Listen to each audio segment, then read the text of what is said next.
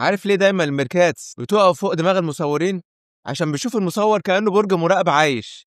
لما بيكون فوق عالي بيشوف حواليه كويس وبيقدر يلقط الخطر من بدري. بس هما مش بيحبوا يفضلوا واقفين كده طول الوقت، دي شغلانة مفروض عليهم غصب.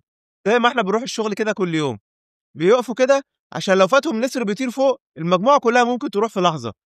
وعلى فكرة الميركاتس هو الإلهام الحقيقي لشخصية تيمون في فيلم الأسد الملك. والمفاجأة، هما كائنات كيوت جدا، خصوصا مع الكائنات الصغيرة التانية عشان جسمهم بيبرد بسرعة. لما بيلاقوا قطة أو كلب جسمه دافي بيروحوا يحضنوه عشان يحسوا بالأمان. فروهم كمان بسيط ومش بيقع كتير، عشان كده في ناس بتربيهم في البيت. ولو تربوا من صغرهم مع البشر بيعتبروهم من العيلة، وبيتعاملوا معاهم زي ما بيتعاملوا مع بعض. حتى بيهتموا بنظافة فرو بعض زي ما بيعملوا في الطبيعة بالظبط. عمرك شفت الحيوان ده قبل كده؟ قول لي في الكومنتات. وأخيرا لو عجبك الفيديو اضغط لايك وشير، وتابعني وانتظر مزيد، وشكرا.